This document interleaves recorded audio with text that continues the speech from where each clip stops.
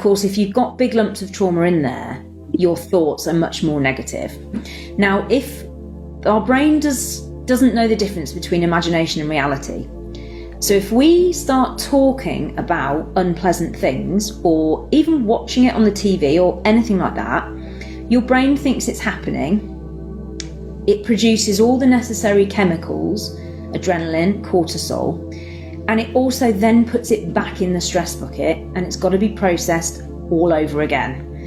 So potentially by talking about it, and this is not to say, because a lot of my clients have felt they needed to go and see somebody to talk through it first.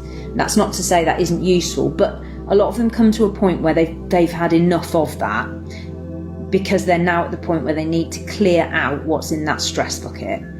And so what we don't want to do is keep filling that stress bucket up. What we want to do is go, right, let's start to be mindful of what's going in there, and let's start to improve your sleep so that that processing can get done on its own during your sleep. So when we sleep, during our REM sleep, all the memories that are in that stress bucket are getting shifted out of our fight-flight brain into our intellectual, rational, positive brain. Once they're shifted into that positive, rational part of the brain, you have emotional distance from them.